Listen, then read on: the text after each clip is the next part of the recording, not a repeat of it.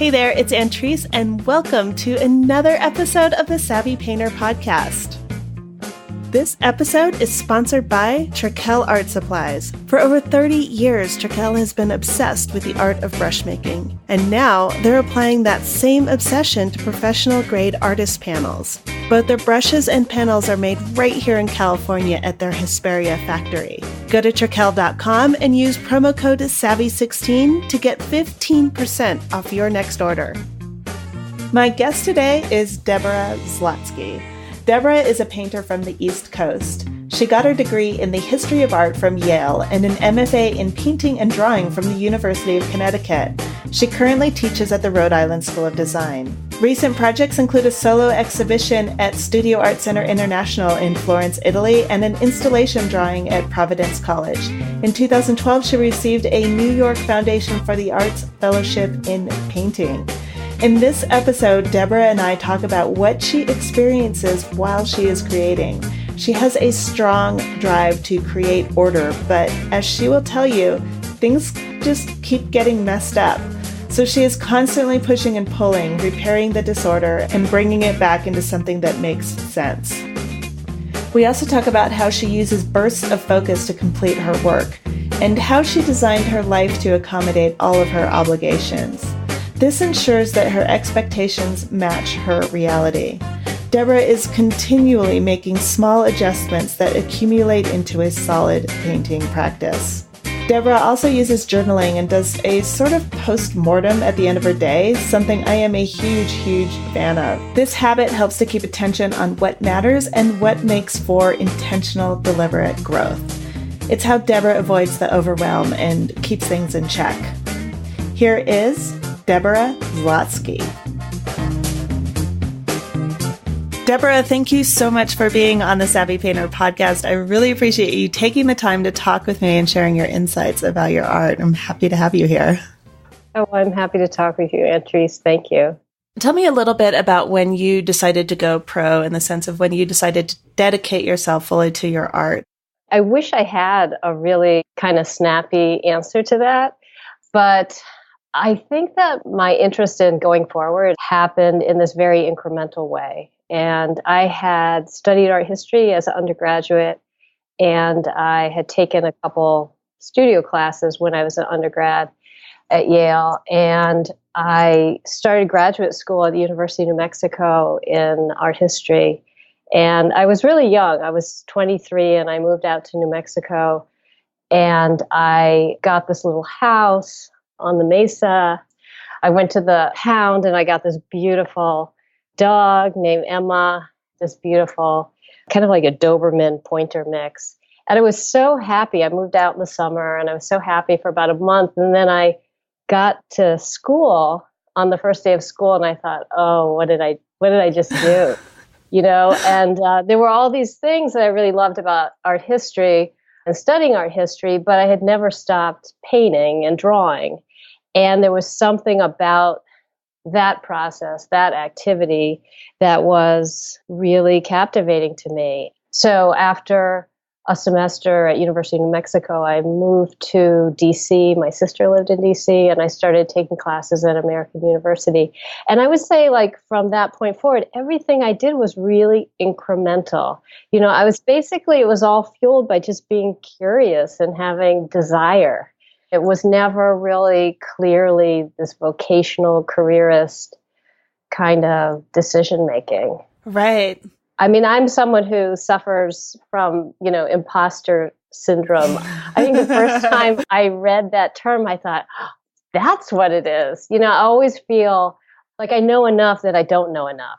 And so I think I'll always doubt why I'm doing something or if I have enough kind of credentials to move forward. And so, there was this strong desire that I can't quite explain. And I can say, though, that I remember being in art history classes and I was a good student and I was, I could do the scholarly thing or, undergraduate scholarly thing. And I knew how to research and how to think about the way that things came together, like historical aspects and economic aspects and religious aspects and social change and all those things.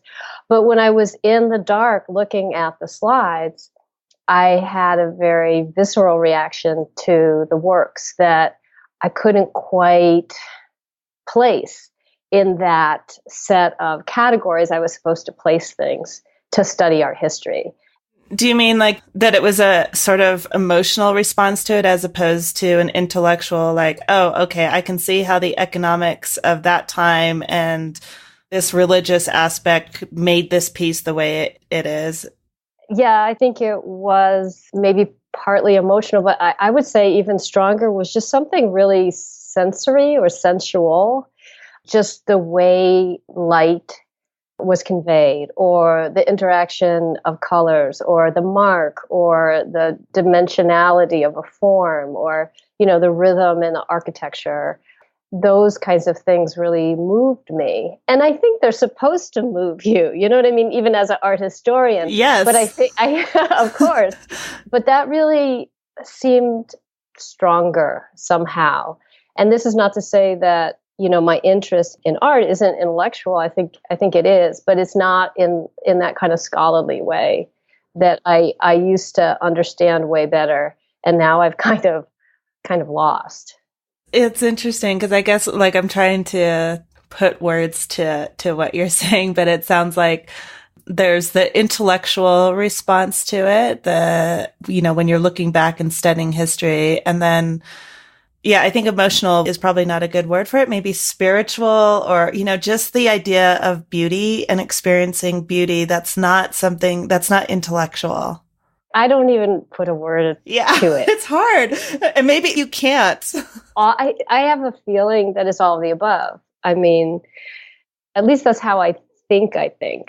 I experience the world in this intellectual way, in this sensory way, in this emotional way, in the spiritual way, and all of these things at once. And somehow pursuing painting and drawing was a way to move through the world in this more integrated way than I thought I could as potentially an art historian. And I know art historians now, and they're amazing, wonderful people, and I can see how I'm not cut from that cloth. Oh, interesting. There's a couple things that you said when you were describing that path that I found really interesting. Like, I really like the concept that this happened to you sort of incrementally, I feel like that's maybe the myth. There's a myth that we all tend to buy into, or that there's some lightning bolt experience that changes everything. And you could apply this to life also and just say, like the feeling like there's these lightning bolt moments in your life that sort of change things, when I think the reality is it's the most special moments, and the moments that are the most impactful are sort of mundane and incremental. It's those morning coffee or whatever, just these daily things that you experience that add up, I think, to a memorable life. And so I kind of feel like that is an interesting way to, and probably a more accurate way to look at the progression of an artist, is that it is an incremental daily thing. You're in your studio, you're painting, you're doing these things, and those lightning bolt moments rarely, if ever, occur. And I think that for me as a visual artist, the insights that I've had are also incremental, and they come from just the daily, weekly, monthly, yearly going at it and parsing relationships, in a painting, or, the investigation that happens in this continuum. I think that it's possible to have big moments, big aha moments, but maybe I'm not that kind of person who has those kind of big moments, because I'm always moving forward with some kind of fiber of confidence that I can move forward, but I move forward with all sorts of insecurities about whether I'm figuring it out and doubting myself. So so you know what I mean? So there's this like little paradox there, so that I feel like all the things I figure out, I do figure out in these little tiny ways. But I'm constantly doing that because I am persistent. And I do think that persistence is the number one attribute. Right, right. No, I like that. I mean, I think if you had absolute certainty about what you were doing, there wouldn't be any questions and it wouldn't be really fun. I mean, you have to sort of have equal parts.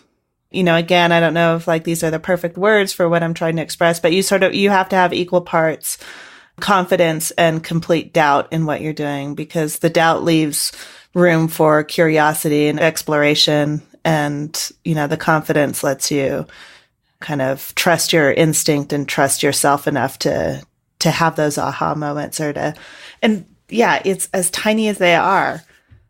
I kind of feel like it's like, airplanes, I think that they're 99% of the time they're off course, and they're always making these like 1% increments to stay on course.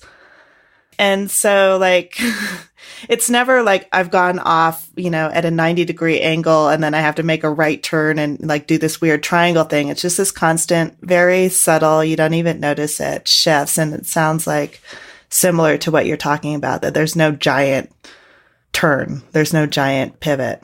For me, there wasn't, or there isn't. Yeah. No, I think you said it well. Can you talk a little bit about your work itself and sort of describe to people what I guess I always like to ask it in the terms of like, what are you obsessed with? Not academically, what do you paint, but what are the things when you are painting and you're choosing a motif or you're choosing to start a new canvas? What are you exploring? I think in a lot of ways, I am not so concerned with, this may sound a little funny, but I mean, I'm not so concerned with the way something looks. I'm concerned with what I'm experiencing when I'm in the studio. And so when I'm working, I need to feel as if I'm pursuing something. I'm pursuing relationships and making sense of them.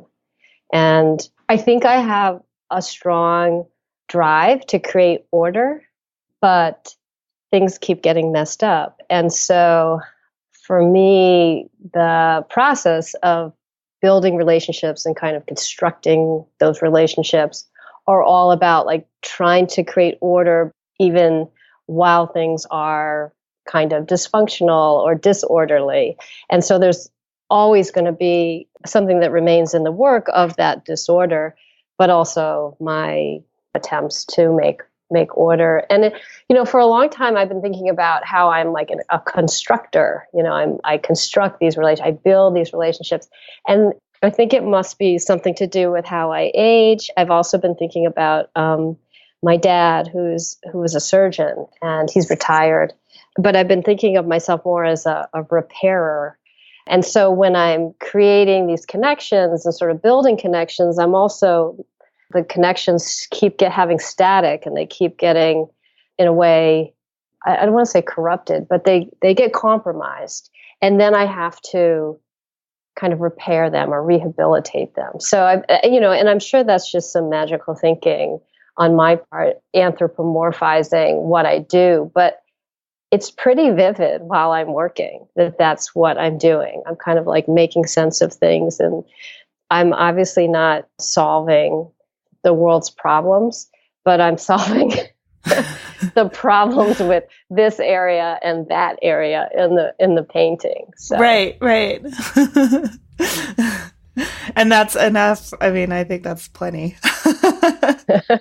And I think a lot of that has to do with, I think of myself as kind of a late bloomer because, I kind of was started in this trajectory in a more scholarly way and started studying art history, and then tried to find a way into art, and then really tried to kind of compress the time to kind of make up for time. And so I went to grad school right away at the University of Connecticut. And as soon as I graduated that May, I started teaching at the University of Northern Iowa. So I was really young and I started teaching. And so I had a full-time teaching gig, which that's like a whole other thing where I really felt like I had to make up for lost time because maybe I didn't know enough to teach my students. So I always had to kind of stay one step ahead of them. And I had a kid, and I don't know, I've always felt like I've been juggling a lot, that I didn't have the luxury of some period of time in my life where I knew enough and I was on my own, so I could just make my work. There were always things going on and responsibilities.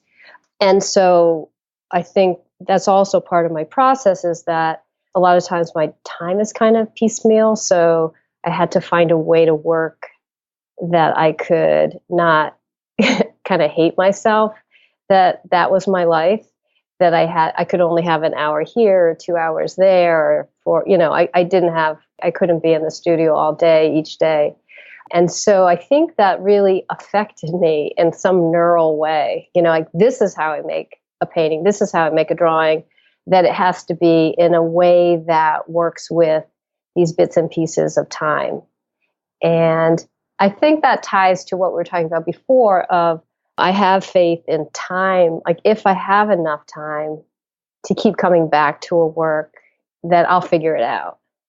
Even if while I'm at that moment, I feel frustrated or overwhelmed or I'm not figuring it out, I know that if I can just keep coming back to it in these bursts of focus, I can figure it out. I'm curious about that. The issue of time and having kind of broken moments where you're able to go into your studio, I think is really common. I think a lot of people struggle with that. I get a lot of questions about that from people who listen to the show.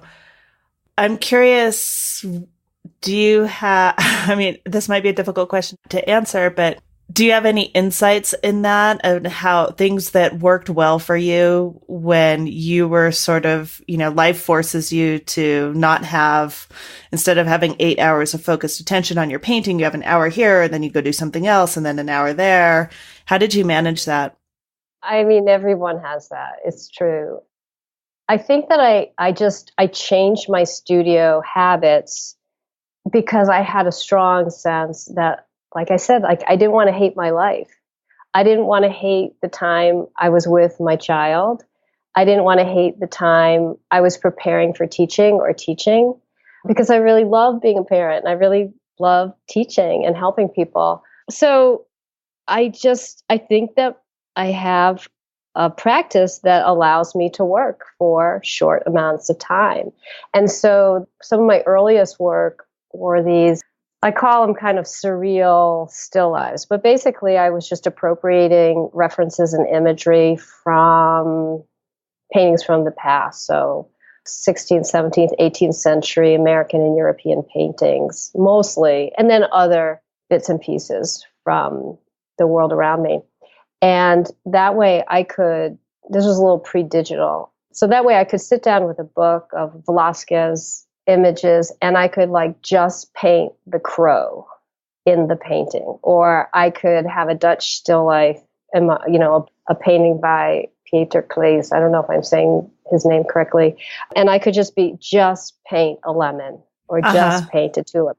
And then the paintings just became this kind of accumulation of fragments that I slowly sort of found some kind of narrative relationship, or what I thought of as being a narrative relationship between all of the above. And I would kind of throw solvent or throw varnish on the surface, which would eat into the painting that I just painted and sort of semi-destroy it, which was okay because the painting was going to be about how all these parts were interacting and getting confused. And then even up to what I'm doing now, I can work on an area, a set of relationships, and just kind of focus in on that set of relationships as much as I can. And I'm always thinking about the whole. I'm always relating that small area to the whole. So it's not as if I'm someone who starts in the upper left corner and then goes down to the lower right corner.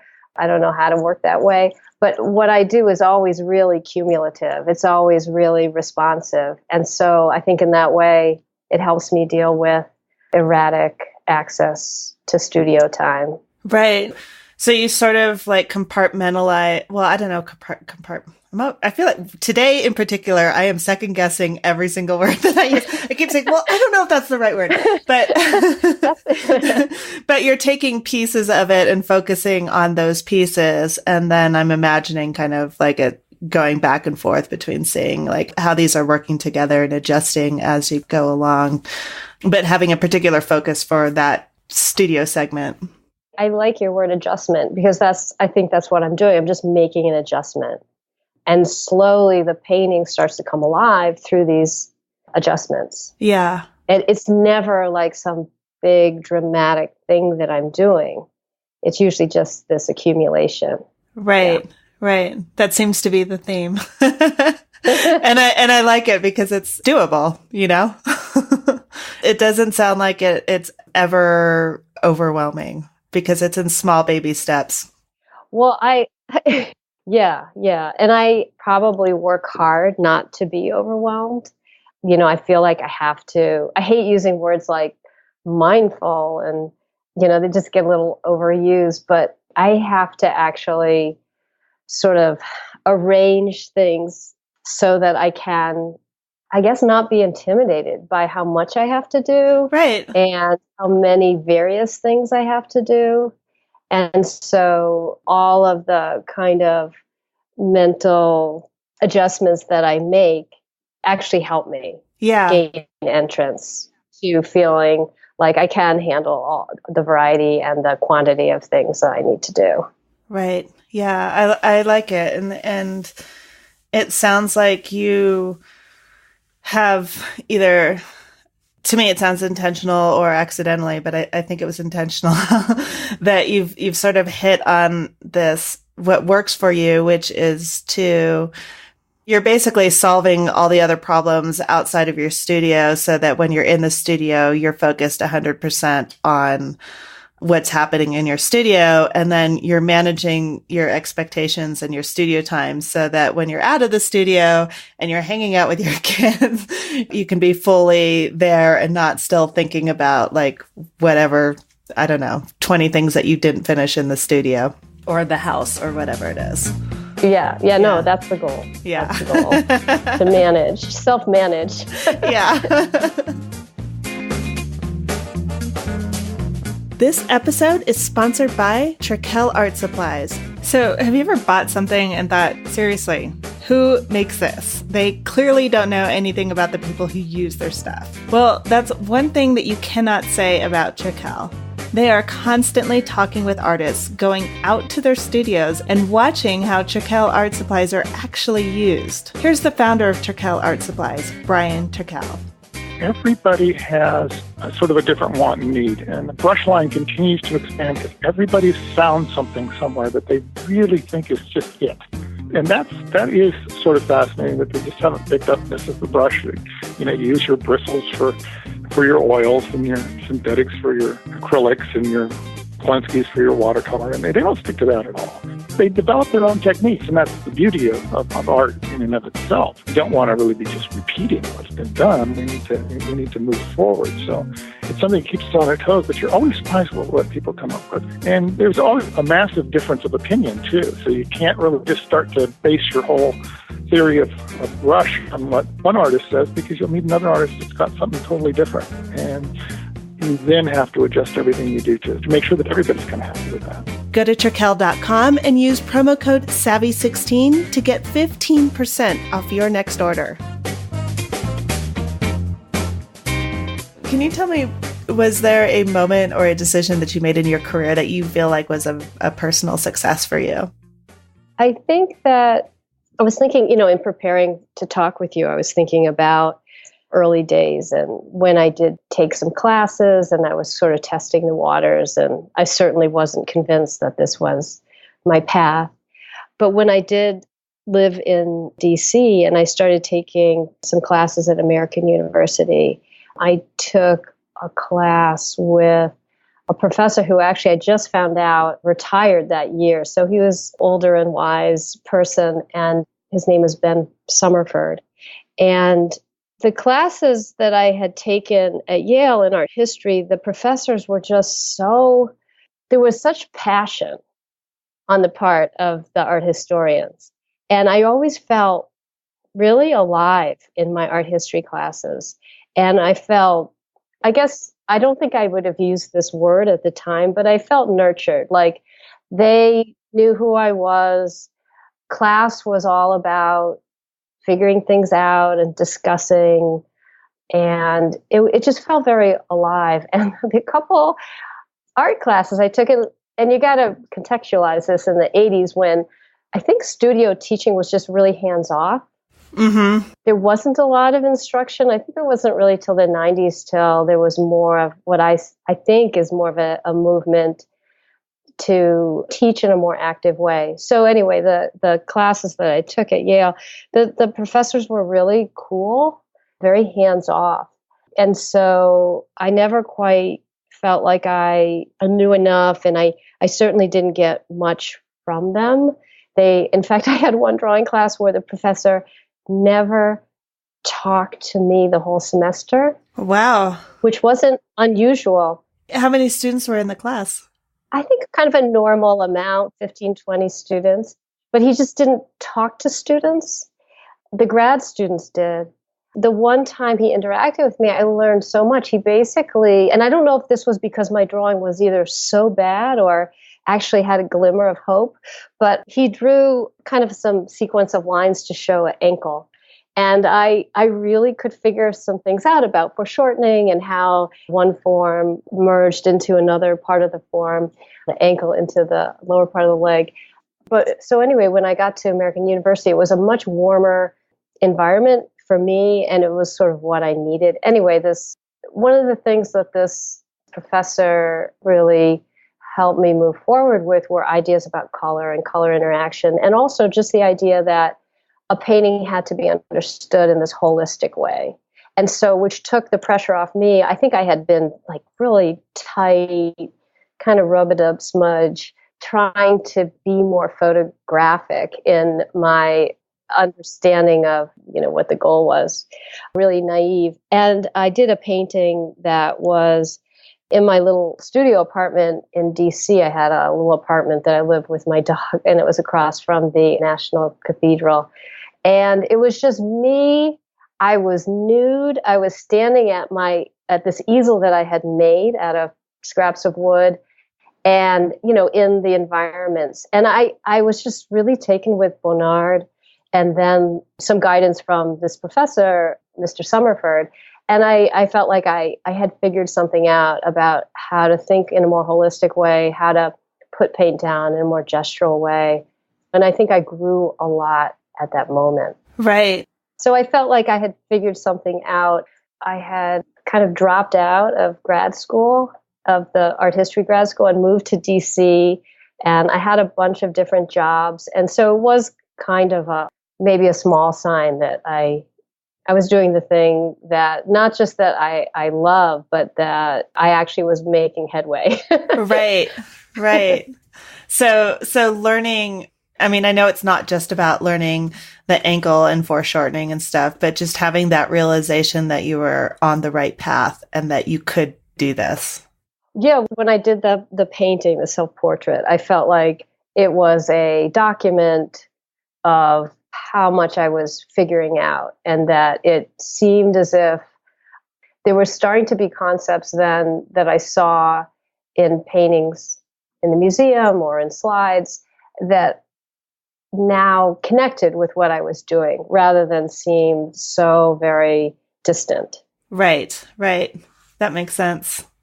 Can you share a story of a time in your journey when you encountered a big setback, sort of the opposite of that, or experienced something that made you kind of really doubt what you were doing? And most importantly, what did you take away from that experience? I think partly, this is going to sound really Pollyanna-ish, but I think partly because I didn't know I was going to be an artist, that I have moments that might be difficult. I'm still sort of surprised and delighted to know that I am an artist, so that even if I have setbacks, I feel like I'll figure it out, and I'm so committed. But I often, in terms of the arc of my work, I often get to a point after 5 years or 7 years of doing fairly similar work that I basically sit down and I ask myself, what don't I like about this work? And what do I like about this work? And I mean, that sounds so mild-mannered, but it's sort of like, what's satisfying, what's relevant, what's not satisfying, what's not relevant, what am I not bringing into the work that I'm I'm realizing I'm having an urgency to bring in new things. And that often has happened. When I first started out painting, I was painting figuratively. And I got to the point where I just, my little list was, I don't want to just paint figures. That just seemed too limiting. I also didn't want to be known as a figurative artist, which is, what was indicated sometimes when I was having a show. It just seemed really limited. And it was right at a moment where I wanted to bring my love of art history into my work. And of course it was, there are all sorts of references, but not something voluptuous. And so that's when I started to appropriate imagery from paintings from the past and really learn from those painters, or felt I did. I felt, that was an important part of the process, that I could sit down with a book of Copley paintings and really feel like I was spending time with Copley, who was going to be my teacher during the hours I was working. And so it happened again that I got to a period. So these paintings that I did with the different fragments, they were actually fairly dark. They were kind of dark spaces. And they were very somber in a way, even though they had these really beautiful passages, what I hoped was beautifully painted areas in homage to the sources. But then, and I was going through a divorce, I came out on the other side, and I wanted to make paintings that were lighter, literally lighter, not always using so much burnt umber and ultramarine blue mixed together. So I made the leap to, okay, I've been painting with these books on my lap, I'll paint the books. So they ended up being more, in a way, more traditional stylized, because they were books that were opened with the images. So it was really a playful way to work between 2D space and the 3D illusion of space. And I started out for that series, with books that were open to images of self-portraits by painters that I really loved. So I've been able to have this moment where I feel frustrated with my process. There's something deficient about the elements that I'm juggling or the experience I'm having in the studio. And I make this really dumb list of what's working for me and what's not. I do not think that is dumb at all. And it might be that you just happen to be talking to like a fellow geeky person that will do that.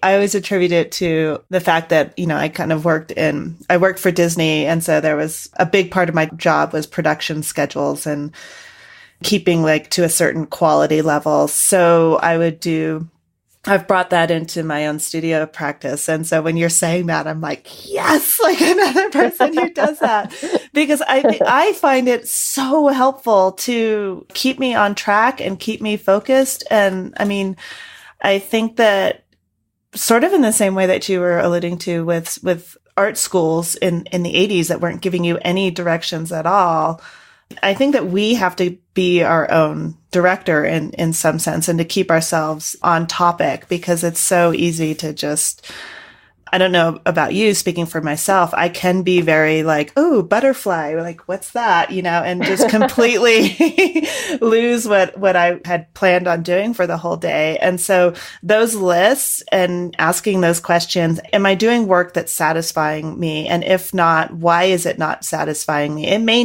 mean that, the answers that you come up with may make you realize that you should, for lack of a better term, abandon what you were doing and move into a different space because you've said what you have to say about that particular topic.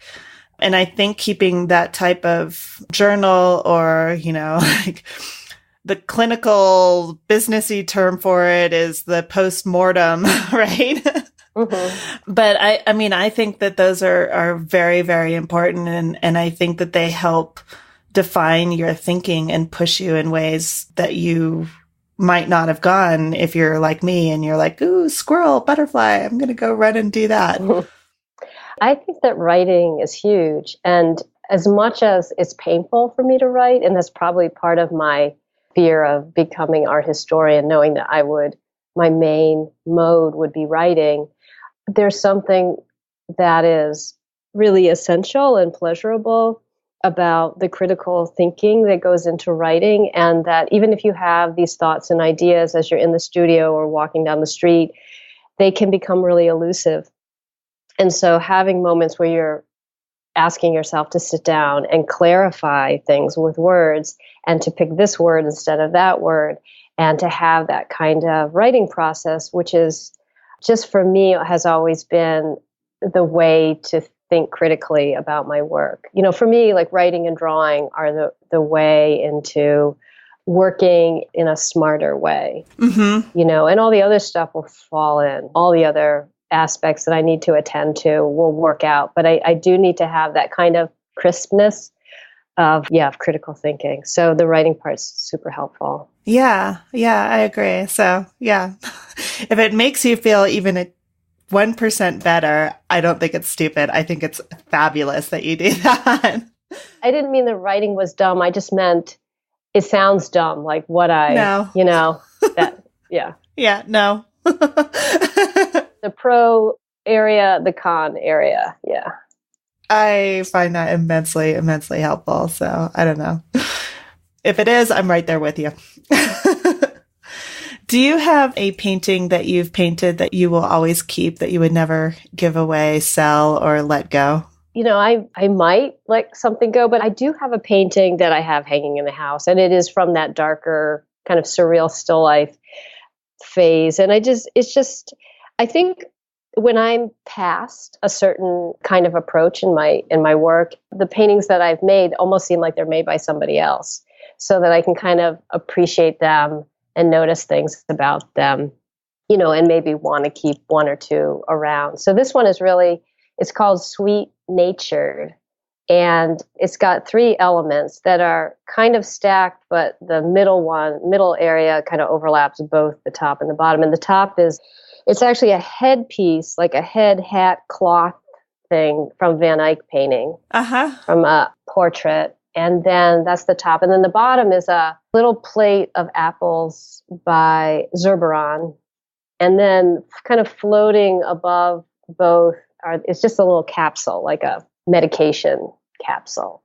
So, and it's called Sweet Natured. So I just, to me, it's like the one painting from that group of paintings that's I like to keep around, and it doesn't bug me to look at it because, you know, most paintings that I do, I don't even really need to look at them after I'm done with them, you know. I prefer not to. Yeah. You've had that experience.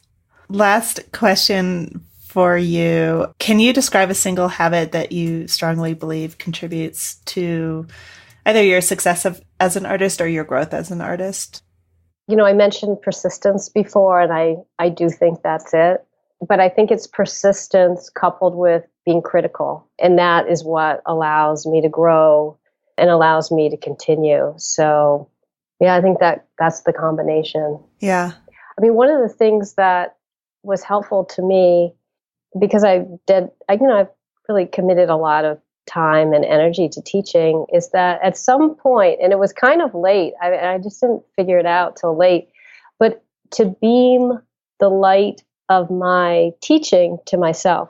So being generous, but also being critical, which is the kind of dual attribute that I would say I hope characterizes my teaching, but aiming it at myself, that was just really helpful. Yeah, that seems like you need both of those things. You need some sort of grace towards yourself, self-compassion, so that you're not being so cruel to yourself. I think we can, as human beings, it's not just artists, our inner critic, or that whatever that is, that self-criticism can be extremely cruel. And I think it's because it sort of knows what buttons to push to get your attention. Sure. Yeah. And so having that grace that you're talking about, it's kind of like, you know, a tough love, that you cut yourself slack when you need it. You encourage yourself when you need it. You're not so hard on yourself that you end up putting yourself in a little corner and a little ball in the corner.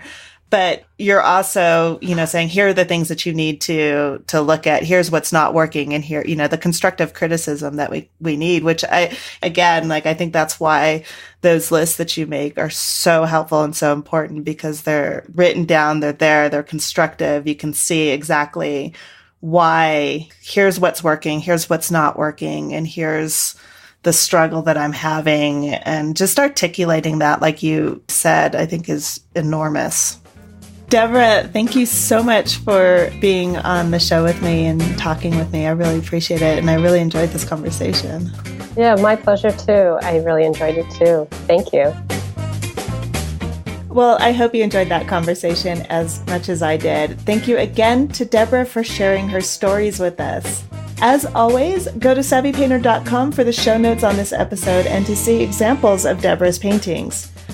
One more thing I want to let you know. This year, you can expect a lot more workshops from The Savvy Painter. If you are an artist who struggles with getting painting time in, or feels like you're always busy but never really moving forward with your art, then my workshops just might interest you. Past workshops include Mindset Mastery, a 5-week online workshop to help you get past the roadblocks that keep you from painting. In it, we tackle the inner critic, fears of artists, and setting yourself up for a successful creative day. The workshop, How to Develop a Relationship with the Right Gallery, helps several artists find the right gallery and show their work. So if this is something that interests you, you can go to savvypainter.com/workshop and get on the email list. This is separate from the main list that tells you when a new episode comes out. This is just for the workshop, so you don't get quite as many emails, but when you do, there's always something really good happening. Sign up now and get a downloadable PDF with case studies that tell you exactly how 3 artists pushed through barriers that were getting in the way of their studio time. You can, for example, learn how Rhonda went from not wanting to call herself an artist to getting her very first solo show. Also, listen to an introverted artist describe how she built her confidence and then spoke in front of an audience of her peers. And you can discover the tools that Samantha used to take back her power after a decade of believing that she had no, I'm putting air quotes there, she had no talent. So again, go to savvypainter.com/workshop to reserve your place on the list. When you sign up, you get that downloadable case studies that I mentioned, but more importantly, you get exclusive invites to upcoming workshops. Most of the time when I launch a new program, it sells out before I ever announce it publicly. So reserve your spot now at savvypainter.com/workshop.